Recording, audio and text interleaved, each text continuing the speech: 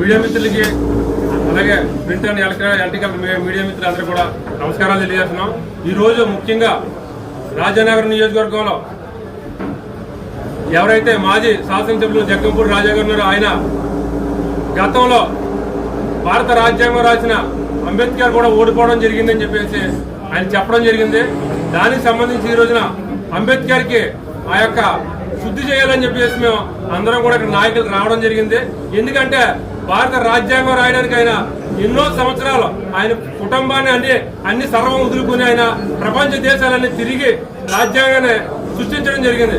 అలాంటి వ్యక్తిని పట్టుకునే ఇక్కడ ఆఫ్టర్ ఆల్ ఒక ఎమ్మెల్యే ఉండి ఆయనతో సమానంగా గతంలో మాజీ ఎమ్మెల్యేగా ఉండి ఆయనతో పోల్చుకోవడం జరిగింది.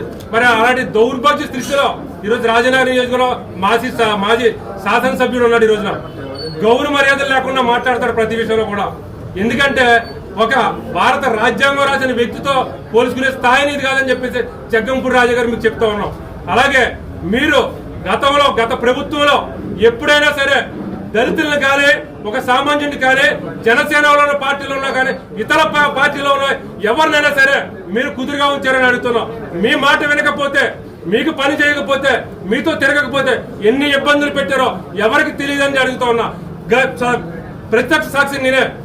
నన్ను జనసేన పార్టీలో ఉన్నందుకు నానా హింసలు చేశారు, నానా ఇబ్బందులు పెట్టారు, నన్ను సర్వం కోల్పోయేలా నన్ను అన్ని విధాలు కూడా ఇబ్బంది పెట్టారు, నా ఫ్యామిలీని బెదిరించారు, నా యొక్క ఆర్థిక ఇబ్బందులన్నీ కూడా నన్ను ఇబ్బంది పెట్టారు.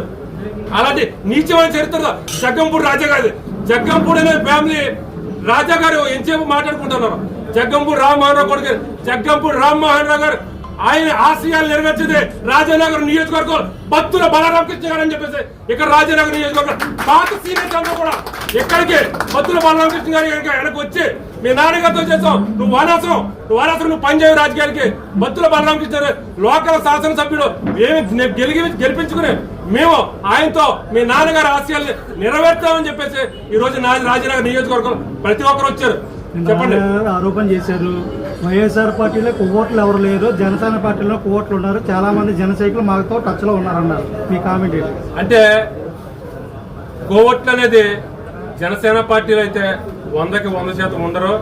ఎందుకంటే జనసేన పార్టీలో ఉన్న ఏ రోజు కూలి పనికి వెళ్తే ఆ రోజు కష్టపడి 500 అయితే పవన్ కళ్యాణ్ గారి ఇష్టం మీద జనసేన పార్టీ మీద ప్రేమాభిమానాలతో ఆ యొక్క జెండా పట్టుకుని ఎగిరే ప్రతి ఒక్కరు కూడా ఎవడో కోవట్టుగా ఉండడు. అది సావడానికైనా నాలా సావడానికైనా సిద్ధపడతారు తప్ప అది కోవట్టుగా మాట.